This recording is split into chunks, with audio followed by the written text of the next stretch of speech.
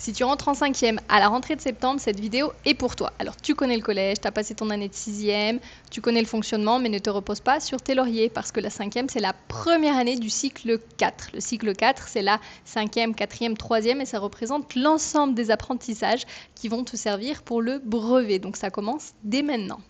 Mon premier conseil, ça va être sois organisé. Si tu ne sais pas par où commencer, demande de l'aide à un professeur, à tes parents, à un ami, mais essaie de trouver une organisation qui fonctionne pour toi. Par exemple, pour réviser, tu peux utiliser une application qui va t'aider à faire tes fiches de révision. Tu peux les faire à la main, ça va te prendre beaucoup plus de temps, mais c'est possible. Cette application, elle te permet de prendre en photo tes cours tous les jours et de te faire des fiches, comme ça tu seras prêt pour tous les contrôles de l'année sans réviser à la dernière minute et sans te stresser. Essaie aussi d'organiser tes cahiers, tes classeurs. Essaie de bien noter tes devoirs pour savoir tout ce que tu dois faire à la maison et ne laisse surtout pas le travail s'accumuler. Pour ça, cette application, elle va pouvoir t'aider dans tes révisions et dans te créer un plan personnel d'apprentissage pour toute l'année. Ensuite, je te conseille de lire beaucoup. Donc, tu peux lire des choses qui sont en relation avec le collège ou ce que toi t'aimes lire en dehors, des BD, des magazines, n'importe quoi, mais de t'entraîner pour l'expression orale.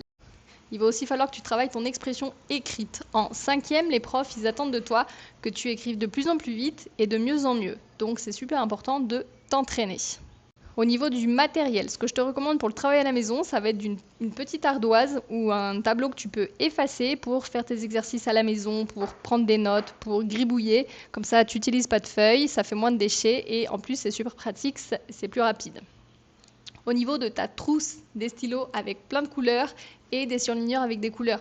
Avoir des cours bien présentés avec des couleurs, je sais que moi, ça m'a beaucoup aidé pendant ma scolarité, plutôt que d'avoir un bloc tout gribouillé. Donc, au niveau de ton sac à main ou sac à dos? Sac à dos, bien évidemment, vous êtes encore en pleine croissance, donc vous avez des sacs avec plein de livres qui pèsent lourd. Au lieu de vous tordre la colonne, franchement, je vous recommande un sac à dos porté haut sur vos épaules. Et mon dernier point, ose poser des questions. Il n'y a pas de questions bêtes. Donc, dès que tu as un doute, dès que tu ne comprends pas une notion, dès que tu ne sais pas, pose une question. Franchement, il n'y a pas de questions bêtes. Voilà, je te souhaite bonnes vacances et je te souhaite bonne chance pour ton année de cinquième. Si tu as des questions, n'hésite pas. Si tu as envie de vidéos sur d'autres thématiques, n'hésite pas à me demander, j'essaierai de vous en faire.